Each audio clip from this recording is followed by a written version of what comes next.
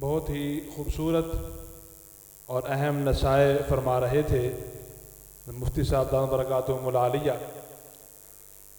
حضرت مفتی صاحب نے ایک بات درمیان میں ارشاد فرمائی آخر میں آ کے، یہ دینی مدارس کہ آپ آج ایک ادارے کے اندر جمع ہیں اور اس کی سالانہ تقریب میں آپ کو شرکت کی خصوصی دعوت دی گئی ہے۔ اس کا مقصد کیا ہے؟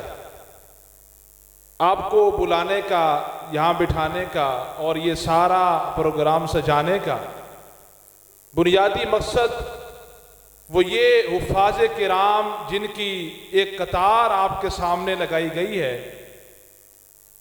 یہ مدارس کا کہ محنت کا ثمر آپ لوگوں کو دکھانا مقصود ہے کہ آپ جو محبت، جو تعاون دینی مدارس کے ساتھ کرتے ہیں، اس کے بدلے میں دینی مدارس آپ کو کیا دے رہے ہیں، مدرسہ آپ کو کیا دے رہا ہے۔ یہ مدرسہ، یہ مکتب، یہ ادارہ، یہ پوری دنیا کے، پورے پاکستان کے اس تمام خلا کو پر کر رہا ہے کہ جہاں کسی امام کی ضرورت ہے، جہاں کسی خطیب کی ضرورت ہے، جہاں کسی مؤذن کی ضرورت ہے، جہاں کسی قاری صاحب کی ضرورت ہے، جہاں کسی مدرس کی ضرورت ہے، اس ساری ضرورت کو آج یہ ادارہ پورا کر رہا ہے۔ ہمارے معزز مہمان حضرت قاری جواد الیاس صاحب اسٹیج پر تشریف لے آئے۔ میں 2 منٹ میں میں نے موضوع شروع کر لیا، میں اس کو سمیٹتا ہوں۔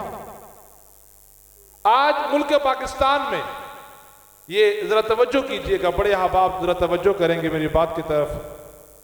آج ملک پاکستان میں آپ کو پسماندہ سے پسماندہ، جہاں پانی نہیں ہے، جہاں بجلی نہیں ہے، جہاں زندگی کی بنیادی سہولیات نہیں ہیں، اس مسجد میں بھی، اس گارے کی بنی ہوئی کچی مسجد میں بھی آپ کو مسجد کا ملا مل جائے گا۔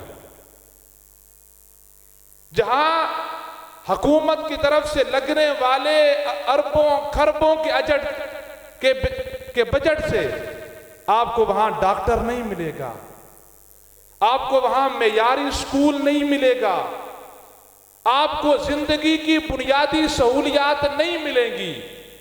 لیکن اس اویسیہ دارالقرآن نے آپ کے جو حفاظ کی ایک قطار 1 سال میں تیار کر کے دی ہے، یہ جب یہ اپنے اپنے علاقے میں جا کر کام کریں گے تو آپ کو کوئی جگہ ایسی نہیں ملے گی کہ جہاں آپ کو حافظ قرآن کی ضرورت ہے وہاں آپ کو حافظ قرآن نہیں مل رہا۔ باقی ہمارے استاد معاون ناظم پنجاب وفاق المدارس العربیہ پاکستان حضرت استاد جی مولانا عزیز الرحمان صاحب اکثر فرمایا کرتے ہیں، مدارس پر اعتراض ہوتا ہے کہ مدارس کتنے ڈاکٹر دے رہے ہیں۔ اسٹیج والوں کی طرف میں، مدارس نے اس سال کتنے ڈاکٹر تیار کیے، کتنے انجینئر تیار کیے، کتنے پروفیسر تیار کیے۔ حضرت استاد جی فرمایا کرتے ہیں کہ ہم بھی ذرا پوچھتے ہیں کہ ہمارے فیصل آباد کی جو میڈیکل یونیورسٹی ہے اس نے اس سال کتنے سائنسدان تیار کیے۔ بھی میڈیکل سے ڈاکٹر نکلے گا، سائنسدان تو نہیں نکلے گا۔ سائنس سے سائنس پڑھا ہوا نکلے گا، ڈاکٹر تو نہیں نکلے گا۔ زرعی یونیورسٹی زراعت کا کام کرے گی، انجینئر تو نہیں بنائے گی۔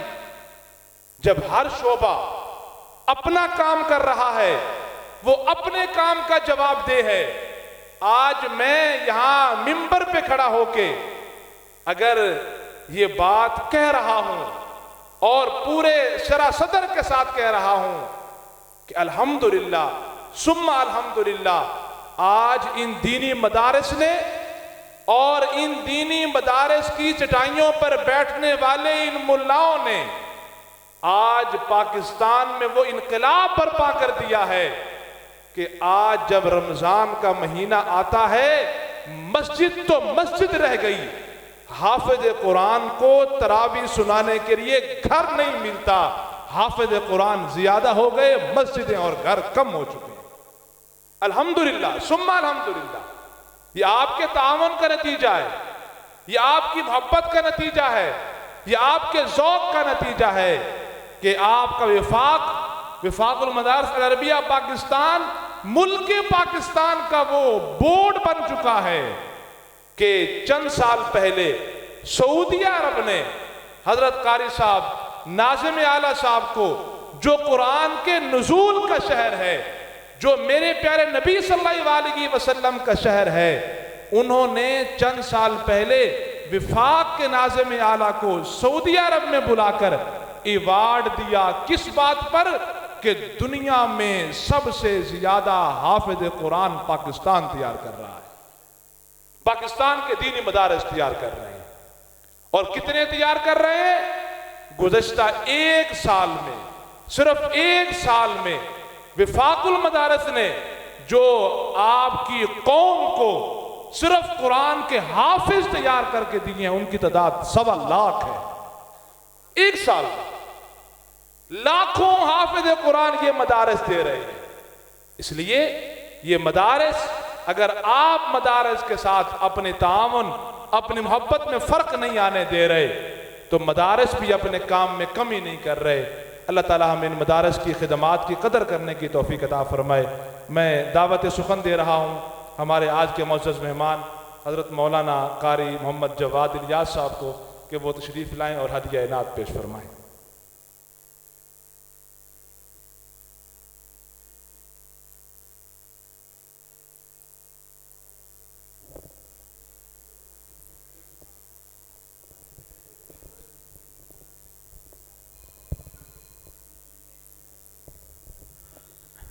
السلام علیکم ورحمۃ اللہ وبرکاتہ۔ محبت کے ساتھ درود شریف پڑھ لیجیے۔ اللہم صلی علی محمد۔